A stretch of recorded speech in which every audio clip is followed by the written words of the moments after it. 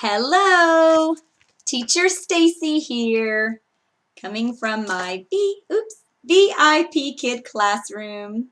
You'd think that after like 10 times I would get that right. Anyway, it is what it is. And I was just feeling these Spider-Man glasses today. Kids love these. So anyway, there you go. Another prop. If you haven't checked out my prop videos, please check those out. I am coming to you with my part 2 of A Day in the Life. If you did not get a chance to check out part 1, please do so. I'm just kind of going through my day as a VIPKid teacher from the very beginning to the very end. So in the first video, I talked about when I get up and the process that I go through to get started with class. And now I am going to talk to you a little bit about the rest of the day. So I teach my classes, and I know if you're not employed with VIPKid, that's kind of like an abstract concept, like I'm teaching to children across the world, like what? So as soon as you start your class, you basically it's just this box on the screen, and you've got the PowerPoint presentation on one side that the company prepares for you. You do not have to create your own lesson plans for this job, and that is awesome. Let me just tell you, okay? So, I mean, you don't have to make up what you're teaching them. You just have to know what the PowerPoint lesson is and be able to go through it accurately and help guide them through it. And use your props and your other things to help them. You can take notes. I always have a piece of paper and a pen just right next to my laptop, and as they are reading or they are already working on something, as I'm listening to them, I'll just jot very quickly things that they need to work on, things that they've done well with, and then later that is helpful for me whenever I'm doing their feedback. So I'll talk about that in a minute. But you're going to see them on the screen. So you have one side of the screen that has the PowerPoint. You have the other side, either the top or the side that has their picture. I mean, it's them in a little box, and then you in a little box, and there you are, and you are interacting and talking with them, and they are seeing you just like this. I mean, what you see right here is what they see, and if you can imagine, they are in their home, so you'll see all kinds of stuff behind them, you know, their bedrooms, their beds, their folded laundry, their kitchen, you know, whatever, because they're just in their home and taking their classes, their English classes. So you talk with them and you engage with them, and you are just there with them as they are learning. So you go through the PowerPoint. Most of the PowerPoints are between 25 and 30 slides. So you're going through, and so you're running at about 1 slide per minute. So when you're in the interview process for VIPKid, it's very important to pay close attention to your timing because they want to see that you are able to stay on track and that you don't end up ending the class way early, or you don't end up going over because you've got to get to your next class, you know, if you have another class booked.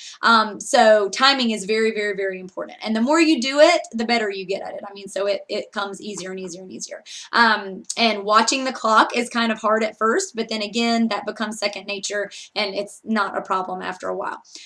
So you're teaching them, you're going through the PowerPoint, you're reading, you know, sentences, you're having them repeat, you're, you know, using your props, you're singing, you're having them sing, all of this. It's super fun, and it's amazing to watch them with their progress and being able to do all of these activities and with their process of learning English is just awesome.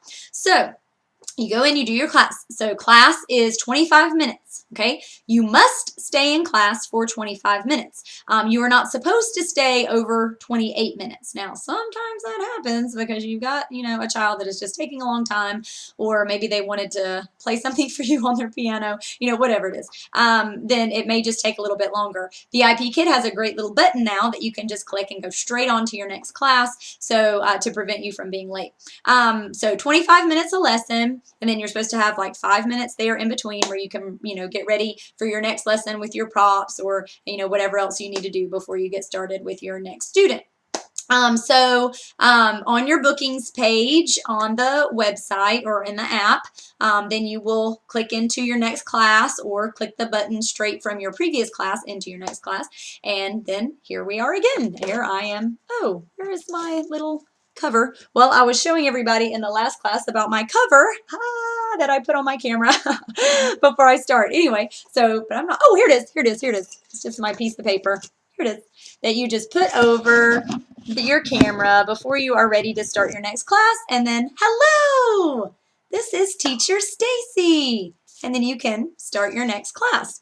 So again, if you did not watch my first video, please do that because I talked about the dire importance of a mute button on your headset and ways that you can cover up your camera so that you start class right on time, but you don't get late, or you are not late if your camera decides to be wonky.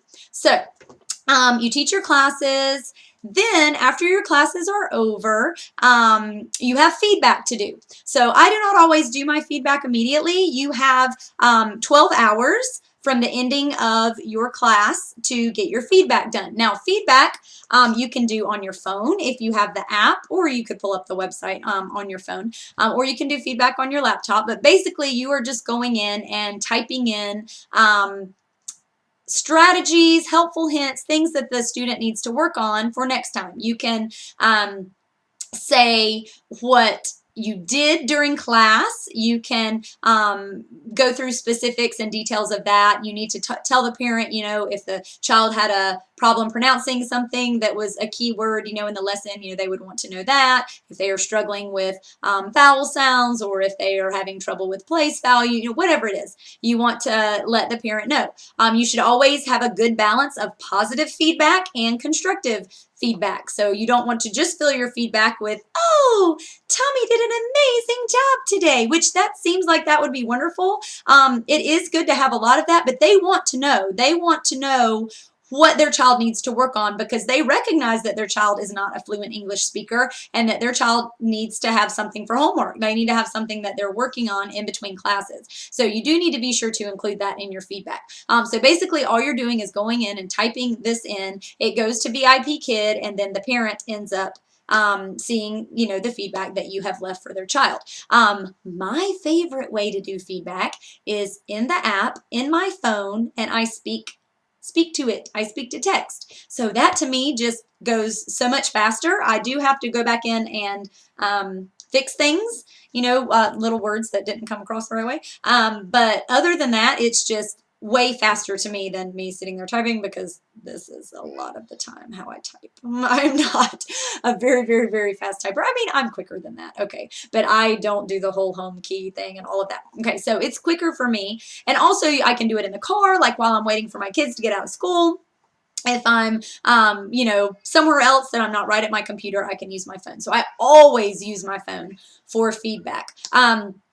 There's a couple of types of feedback, like when they have tests that you can't do through the app, but you can still do it on your phone, because you can just pull up the website and like the regular web page and just do it that way. So anyway, you can always do feedback from your phone. So you have 12 hours during that time, during the rest of your day that you're not teaching, to do your feedback. It takes me roughly 5 minutes, maybe 7 minutes if I had a lot of things I needed to tell the parent, per class to do feedback. So I would say that my classes in a whole, you know, are taking me 30 to 35 minutes if you're including the amount of feedback time. So technically, like I said, a class is 25 minutes, but then you add in the extra at least 5 minutes for feedback time, and then sometimes a little bit more than that. So that's kind of what you're looking at. So you do have some extra responsibilities to do after you have finished class, but it's not that bad. That is also where you can leave tips for the next teacher to let them know what the kid needs to work on and that kind of thing, because, you know, you will not always have, I have some kids that are regulars that I am their only teacher. I'm the only teacher that they see. But for most children, they try out different teachers and they have different classes with different people. So you want to be able to pass on that information to the next teacher. So at the end of the day, before I go to bed, of course, I'm checking to make sure my alarms are set for my classes the next day. You want, if you're working through the app, you can check to see if any parents have left you feedback, because they do that too, and that is a part of your profile that potential parents can see when they're trying to book you for their students' classes. So bookings, let's talk about that for just a second. You open up, so this is another thing I would do at night, okay? 2 weeks prior to your teaching week, so you have to do it 2 weeks in advance, you open up your schedule.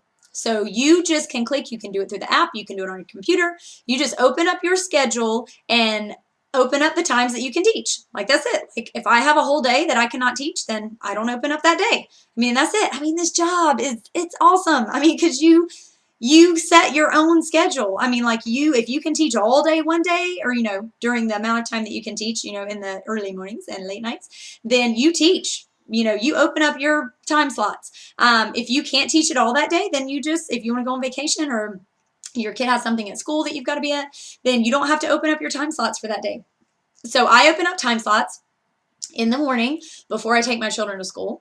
Then I have a section of time slots that are not open because I'm busy fixing hair and brushing teeth and getting kids dressed and doing all of that kind of thing, and taking them to school. And then I open up another section of slots when I get back from taking them to school that I teach until the rest of the morning when I have to stop at 10 a.m. Because that's the end of the time that you can teach in the mornings. So so when you go to book, okay, you can open up those time slots. Now, okay, here's the thing. Here's the thing about bookings with VIPKid. You are not guaranteed bookings. Just because you open up your time slots does not mean that a student is going to fill up that time slot, okay? And when you first start, you will not be full. So let me just go ahead and tell you that right now. And I will probably do another shorter video that kind of mentions this in a quicker way, because that's something that is, I mean, number one of importance on people's list of things with VIPKid employment, because you want to be able to teach. They offer you as a teacher, but the parents must book you, okay? So that is why it is so very important to have a great profile page where you tell the parents about your education and what you have done and your experiences. You have a good picture. You have good, they give you the opportunity to have extra pictures that show maybe like you with your family or you doing things that you enjoy. All of that is very important because that is what the parents are going to be looking at before they potentially book you for their child's class. Also, they are looking at feedback from other parents. So that also is very important to have a good feedback rating. So bookings are not guaranteed. When you first start, you will not be fully booked. I probably went at least 4 or 5 months teaching before I was fully booked, but I was mostly booked, so I was fine with that. Some teachers, unfortunately, just don't start with very many bookings and just never get very many bookings, and I don't know why. I don't know why that happens with some versus others, but thankfully I have been able to have a good steady set of bookings, and now when I open up my classes, so it'll be anywhere from 35 to 50 classes a week, I am usually fully booked. So I may have 1 or 2 here or there that are not booked immediately, but then by the time we actually get to the week, they will be booked. Children will come in and book those with a shorter time frame, shorter notice time frame. So that's kind of the way that works. So that's kind of the only downside, is that you can't be promised or determined matter-of-factly how many classes you will have for any given amount of time. But again, as you teach more and more children are exposed to you, and more parents will say, hey, I remember that teacher, and they will book you again. So your bookings increase and increase and increase and increase. You just have to hang in there, be patient, and just wait, and eventually you will be fully booked, or at least 90%, mostly booked. If you're not, and you go for a really long time, I mean, I hate to say it, but you may just want to reevaluate, like maybe your teaching practices or how you have your profile set up. I'm not saying that's always the case, but the parents are choosing the teacher that they feel like is most going to fit with their child, and they want you to have, a good background, and they want you to have a good profile page, and they want to see your experiences and know that you have teaching experience of some kind, and that they can trust you for 30 minutes with their child. So anyway, I know there are other reasons that people maybe do not get booked as much, and there are some tips and tricks that you can do to try to get more bookings, which I will try to do another video, like I said, on that, and add some of those in. But anyway, so that's kind of my day. That is a day in the life. So then in the nighttime, I am checking my app to see my bookings and see how many classes I have for the next day and make sure my alarm is set and all of that. And then I go to sleep, usually for between 5 and 6 hours. And then sometime during the next day, I may have to take a nap if I, can't sit up straight or do the dishes or whatever I've got to do. So anyway, this video is getting very long, so I'm going to go, but that is pretty much it for my day in the life. I hope that this was helpful in some way. If you have any questions, please email me. Thank you. Bye-bye. Oops.